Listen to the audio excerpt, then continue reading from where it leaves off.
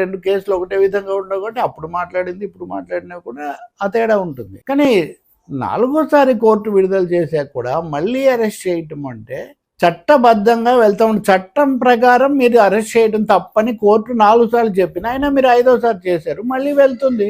లేదా ఈసారి ఇంకా అంతకంత కూడా కొత్త సెక్షన్స్ అవి ఏవో పెడుతూ ఉండాలి. నేను చాలాసార్లు ప్రశ్నరావు నన్ను కూడా ఇంటర్వ్యూకి పిలిచారు ఒకసారి, నాకు గుర్తున్నంతలో. నేను వెళ్ళలేదు, కారణం ఏం లేదు, నాకు కుదరలేదు. రెండవది కొన్ని పదాలు కొన్ని తీవ్ర భాష ఆ విధంగా ఉండాలా, అభిప్రాయాలు చెప్తే ఎలా చెప్పాలన్న విషయంలో నా పద్ధతి ఏదో నాకు ఉంది. కానీ మాట్లాడింది మీకు నచ్చలేదు కాబట్టి వరుసగా అరెస్టులు చేస్తుంటారా, దాడి చేయటమేనా? ప్రశ్న రావణ్ అనే ఆయన జోసఫ్ అని ఆయన రావణ్ అని పేరు పెట్టుకున్నాడు. మీకేంటి అభ్యంతరం మధ్యలో పదే అదేదో మహా అపరాధం అయినట్టు ఆయన పేరు జోసఫ్ అని పెద్ద పరిశోధనలాగా చాలామంది పెట్టుకున్నారు కదా. చాలామంది నటీనటులు పెట్టుకోలేదా, రచయితలు పెట్టుకోలేదా? అతను పెట్టుకున్నాడు.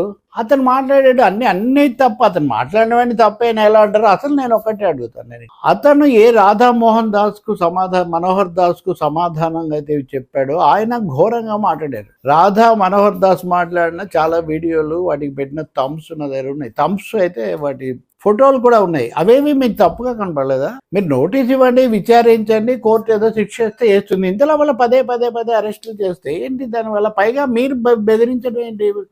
ఇలా అయితే మేము మాకు అప్పగించండి అని జన సైనికులు వెళ్ళి అక్కడ చిందులు తొక్కటం, లేకపోతే ఎమ్మెల్యేలు మంత్రులు వరుస పెట్టి మీడియా కాన్ఫరెన్స్లు పెట్టి మేము బుద్ధి చెప్తాం పాఠం చెప్తాం అని హెచ్చరించడం, ఇదే ఇక్కడ ప్రజాస్వామ్యం. చట్టబద్ధంగా మీరు విఫలమైంది. మీరు 3 కేసుల్లో చట్టాన్ని సరిగ్గా అమలు జరపని వైఫల్యం, తప్పిదం, అలసత్వం, స్వయంకృతం కూటమి ప్రభుత్వం. ఇంకా దీంట్లో రెండో అభిప్రాయం ఏం లేదు. అది న్యాయస్థానాలు సాక్షిగా అవుతుంది. హైకోర్టు కూడా ఈ మధ్య 2-3 కేసుల్లో చేసింది. అవతరాలు చేసినవి, వైసీపీ వాళ్ళు చేసినవి, లేకపోతే అప్పుడు జరిగినవి తప్పు అయి ఉంటే కూడా మీరు చేసింది ఇంకా తప్పుగా ఉందని న్యాయస్థానమే పదే చెప్తుంది. హైకోర్టు ఈ మధ్య కనీసం 3-4 మాజీ మంత్రులకు వీళ్ళకు చేసింది. కాబట్టి ఇప్పటికైనా సంథింగ్ ఈజ్ రాంగ్.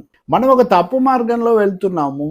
చట్టము నిబంధనలు ఏవో ఉంటాయి. వైసీపీకి టీడీపీకి ఏదో ఉంది కాబట్టి దాని ప్రకారం అన్నీ అనుకున్నట్టే జరిగిపోయాలి అంటే అది రెడ్ బుక్ అనేది చెప్పడం అది ఇది బాగానే ఉంటుంది, అది కొంతవరకే. కానీ ఆ తర్వాత స్టాట్యూ బుక్ ఒకటి ఉంది కదా, రాజ్యాంగం ఒకటి ఉంది కదా మనకు, కాన్స్టిట్యూషనల్ బుక్ ఒకటి, దాని ప్రకారం కోర్టులు వెళ్తాయి. కాబట్టి ఇక్కడ ఈ 3 సార్లు ఎదురు దెబ్బలు తగిలిన అంటే వాళ్ళేం నేర్చుకోలేదు అని రావణ్ మళ్ళీ అరెస్ట్ చేయడంతో తెలుస్తుంది. భవిష్యత్తులో ఏమవుతుంది, ఇలా జరగకూడదని కోరుకోవాలి. రెండవది, ఇది ఇలాగే చేస్తున్న కొద్దీ ఎదురు దెబ్బలు ఇంకా ఎక్కువ పెరుగుతాయి. మూడవది, ద్వంద్వ నీతి కుదరదు. కులం గురించి వద్దు. మరి కులం అని ఎందుకు చెప్తున్నారు? పోలీసు అధికారి కులం కూడా ఎందుకు చెప్పారు? ఇప్పుడు దాన్నే మళ్ళీ వైసీపీ అంబటి రాంబాబు అంటున్నాడు, మీరు అతనిది కులం అన్నారు, ఇతనిది కులం అన్నారు, మిగతా వాళ్ళనేమో బయటికి రానివ్వట్లేదు అని. అంటే ఇక్కడ ఇది కొత్త ట్విస్ట్ తీసుకుంటుంది, కొత్త మలుపు కూడా తీసుకుంటుంది ప్రభుత్వం కనుక బాధ్యతగా జాగ్రత్తగా వ్యవహరించకపోతే. ఈ లోపల జన సైనికులు వాళ్ళ అసహనానికి గురి కావడం, అది పరిస్థితి ఇంకో విధంగా మారుస్తుంది. ఇది చాలా ఆందోళన కలిగించే అభ్యంతరకరమైన పరిస్థితి.